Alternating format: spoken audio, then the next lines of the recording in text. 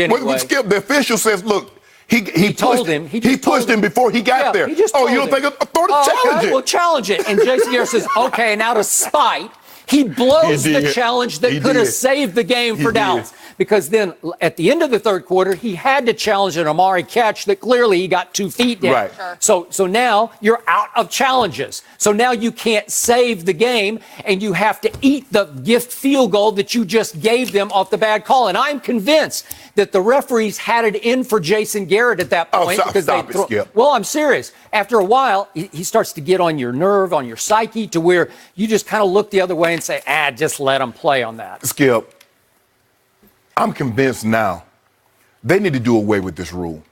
We've seen replays where it's obvious pass interference. Okay, but it could and they know it's Skip, and they never overrule it. Skip, we've seen it. That would have been called. If you went to a challenge on that one, the Kevin King play, he is slapping him, grabbing him, twisting him. It's the most outrageous pass interference I've seen in a long time. I agree. Skip, I'm not arguing, but it's hard for me to believe that they're going to overturn it because I've seen plays just as egregious as that they don't overturn. But Skip, my point is this.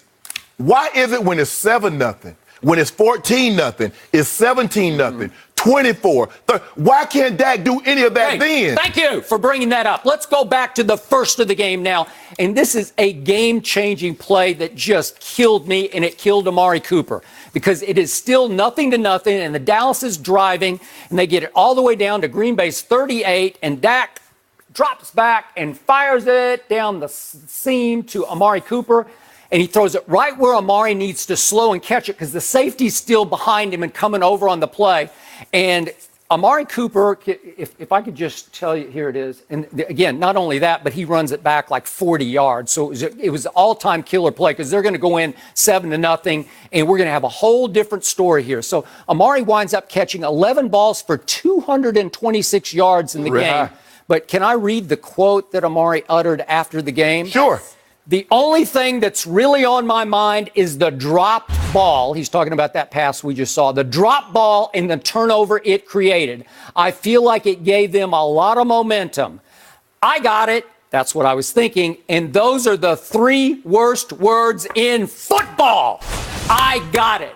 Because it's just right there. All he has to do is slow and catch it in between the safety, and he's already beaten the corner inside, and sit down, and you got it 1st and 10 at the 15, and I think good things are about to happen. Skip, I've tried to explain this to people on social media. I believe the two most difficult catches to make in football are the one that's over the shoulder because you lose it in the blind spot because it drops over your blind, because it drops in your, unless you track it all the way, and very few people do this. So you lose it in the blind spot. Yep. And that one, when you're running full speed one way, you stop. Try to open your hips. Yep. Skip, when the ball is coming straight on, okay, I catch it like this. If the ball's over my shoulder, I catch it like this. But if I got to open my hips, am I going to catch it like this or am I going to catch it like that? Now, you got a split second. Okay. How am I going to turn my hands and catch it? Now, that's back-to-back weeks. We've seen this. At what point in time does Dak realize these guys running full speed one way, it's very difficult for them to open their hips and make that play. Okay. That's twice in a row, Skip. It was easy. He got both hands on. All he had to do is slow up because if he throws him wider, Darnell Savage is going to blast him. No, you have to throw it right in the slot. Skip, if he hit it, look at this. He going to split the seam. He's gone. No, he going to split it.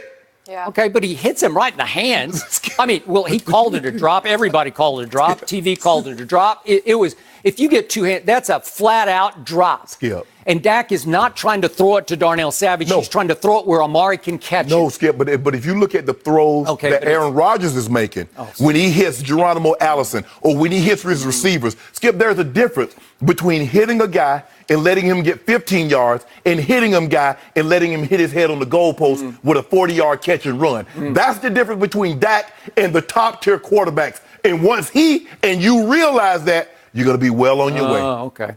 Well, he only threw for 329 in the second half. I have no idea. It's impossible. You can't throw, but you threw for 329. Now let's look at the next play that could have changed this game because in the next Cowboys series, it's 2nd and 15 from the 17, and Amari's got the demon in his head about, I dropped that ball. I shouldn't have dropped that ball, and it's eating at him. And now what happens? What happened? He goes in motion, then he runs a little pump and go on Jair Alexander, and it is a sweet throw. It's a touchdown throw. and he's concentrating, and he loses his feet. He just goes down. This is going to be let's see, from the 17, what's the math on 83. that? 83-yard touchdown pass, and he falls down. Well, it's 7-0. It's going to be 7-7. The roof is going to come off Jerry World. People are going to go crazy. The Cowboys are going to be fired back up, and it only went worse and worse from there. Well, that's what happens. And we're going to talk about this a little later. We see Travis Kelce. He drops a couple of passes early, Skip, and he never got those demons out of his head the rest of the ball game. Now, in this situation right here, and I've been there, Skip, you look that ball all the way in, and when the process of looking it all the way in, you lose it. You lose, yeah, exactly. You lose your balance.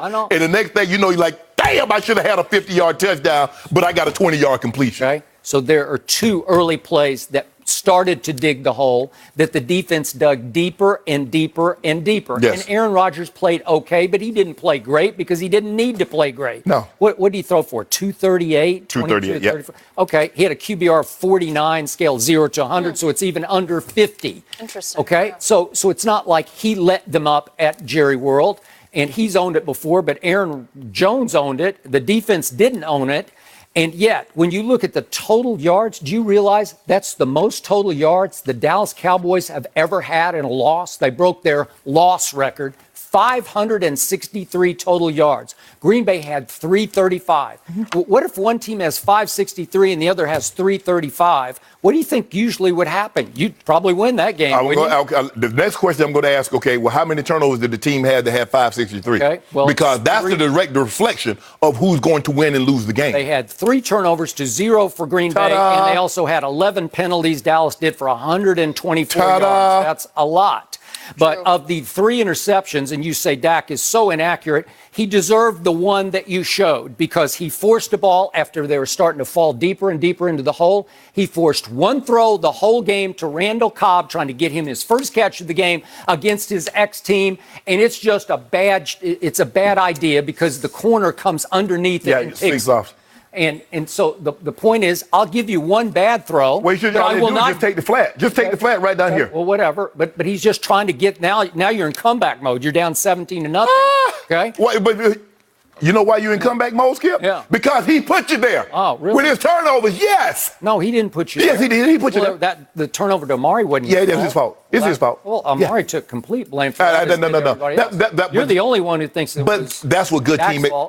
That's what good teammates do, Skip. You take that. Yeah, that's my fault. I got to make that play. Yeah. It was a terrible throw. Hit him right there. Hit him right there. It was just terrible. You know, Dak's just a boss. And they let him get off the hook. He threw a terrible pick in the end zone. Okay, but the play was an aborted play from the start. Did you know? Did Dak know that? Are flying. Hold on. So Dak knew that. Yep. So Dak knew that. That's why he threw it like, I'm gonna get. Flags are flying. It's like a free play. Well, let me ask you a question. So why was he walking off the field? Yeah. He was walking off the field. So if he knew there were flags, I don't know. Exactly. Because he didn't know. Is that an interception? No, it didn't count. Thank you. Okay, what about the fumble? Okay. What fumble? The one that it should have been a fumble. They talk about procedure. That hit Cobb in the butt? Yeah. Okay. Well, was it no fumble? No.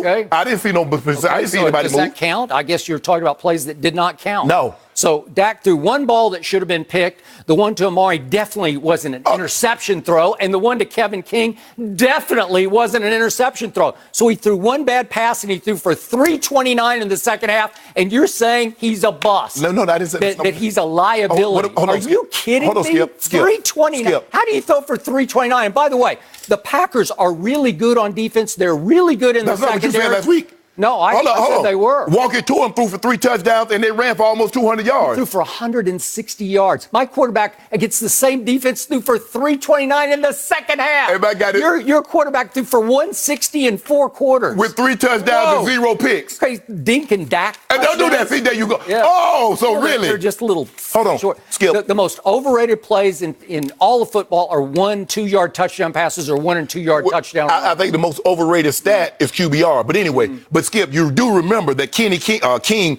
undercut a play. I think he was throwing to Kevin King, and he dropped that one. Yep. Was that a good throw by Dak? You remember? Yeah. Well, did he catch it? See, see what you do, Skip? Now, anytime the guy drops it, did he catch it? But they caught those other 3 That's all that matters. All I'm saying, and guess what, Skip Bayless? You had an opportunity. It was 14. The crowd's going bonkers. Ooh, the crowd is electric. The roof is about to come off the AT&T. And what does Dak do? After they force the Packers to go 3 and out, he comes right back out on the first play, throws the pick, Kevin King going the other way. Well, we just talked about that. Yeah, that's what I'm saying. Do you have like selective memory? Even you agreed it was pass interference. No. What are you talking about? Hold on. You're looking foolish. No. What are you talking about? If you let me explain. You already said it was pass interference. No, it wasn't. No, I didn't say that. You did too. You said yes, it was. Yes. You said it would have been overturned. No, I did not say it was overturned. You did say it would be overturned. You just said it. What are you talking about? I said, even if he had challenged, given the history of the pass interference of what we've seen. You said that was pass interference and that would have been overturned. You already said it. We'll check the tape. I don't think he we'll did get say it. Yes, I do think so, Jenny. I do. I'm sitting right here, too, well, and I didn't just heard him say it was pass interference. You said it was. How about this? All I'm saying is this. When you had an opportunity. Was that Dak's fault, that interception? Yes, it was his fault. It was not. The DB is mugging. It's like a assault and battery. He jerked his head down. Well, he couldn't swing out of his route. Skip, you wanted both. Skip, you wanted both ways. I don't want it both ways. I just want that play back. If Dak throws a 2-yard route, the receiver goes 80 yards, you say Dak threw an 80-yard touchdown. But when he throws an interception, you find every way to blame someone else. No, I told you he deserved 1 interception. He deserves 3. That's what's on his resume. Okay, well, I'm just saying, but there are all kinds of interceptions. Some deserve, some I don't know about somebody else. I'm talking about Dak. How do you explain 329 in the second half against a really good defense when you got 2 pass rushers you cannot block? How do you explain that? I want you. You're the Hall of Famer. Explain it to me. Because you're down. I want to know. You give me an opportunity. He's got guys hanging over him. He's got guys busting him in the mouth. He's got Zadarius Smith trash talking him after that interception. Yes, he should. And he shoved he said, "What a dumb play! How dumb can you be throwing a pick?" If you want me to explain, you're down 31-3. That's how you do it because you. And even though they were down 31-3, I thought in certain situations the Packers were too aggressive. And when you get up big.